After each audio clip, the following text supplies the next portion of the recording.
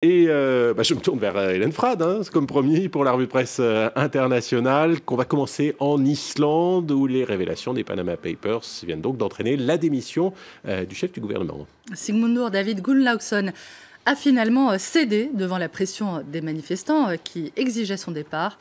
Le Premier ministre a annoncé sa démission hier, après avoir été effectivement directement cité par les Panama Papers.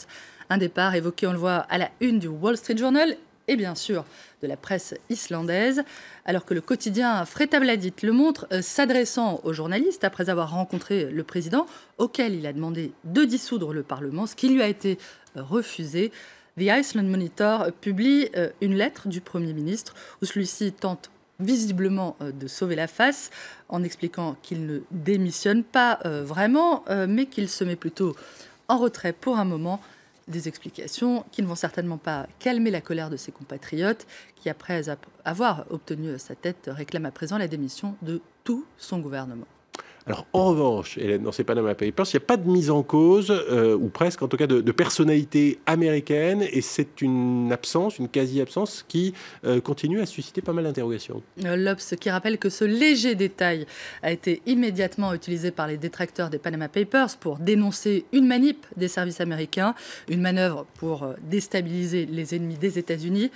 Le site donc assure que cette absence s'explique par une raison malheureusement simple, je cite: les États-Unis ont ce qu'il faut chez eux en matière de sociétés coquilles contrôlant d'autres sociétés, tout cela dans l'anonymat le plus complet.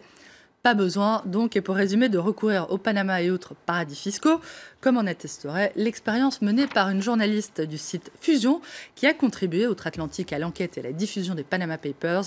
Cette journaliste aurait réussi à créer une société dans l'État du Delaware intitulée She Sells Seashells, elle vend des coquillages, au nom de son petit chat. Quant à Mossack Fonseca, le cabinet panaméen par qui le scandale arrive, il possède une filiale dans le Nevada, l'un des États les plus laxistes avec le Wyoming et le Delaware, qui ne demande pas à connaître l'identité de quiconque souhaite établir une société. La filiale de Mossack Fonseca, la filiale américaine de Mossack Fonseca, peut donc créer des sociétés américaines offshore sur le sol même des États-Unis. J'espère que vous me suivez. Oui, pour l'instant, ça va. Les États-Unis, où de toute façon, l'imposition des gros revenus et des revenus financiers est bien plus légère que dans nombre de pays étrangers, ce qui justifierait moins, si je puis dire, le recours à l'évasion fiscale. Les riches américains n'ont pas besoin de Mossack Fonseca, confirme Slate, qui rappelle néanmoins que les noms de près de 200 clients américains du cabinet panaméen ont été révélés, notamment ceux de David Geffen, le cofondateur du studio d'animation DreamWorks, et de la chanteuse Tina Turner, qui a abandonné sa nationalité américaine pour prendre la nationalité suisse en 2013. On se demande bien pourquoi. Pour le Daily Beast, en revanche, Hélène, les révélations des Panama Papers mettent au jour des pratiques extrêmement graves. Le site américain compare les révélations liées au cabinet Mossack Fonseca à la découverte de ce qui se passerait dans une seule des pièces d'une vaste demeure où la corruption se serait répandue. Bref, à la partie émergée d'un iceberg, une montagne que les élus du Congrès américain auraient laissé grandir en réduisant toujours plus les budgets dédiés à la lutte contre l'évasion fiscale et en refusant de voter une loi qui exigerait des banques américaines qu'elles collectent et communiquent des informations pour les transmettre aux autres pays, ou d'adopter les règles qui ont été établies en 2014 par le CDE.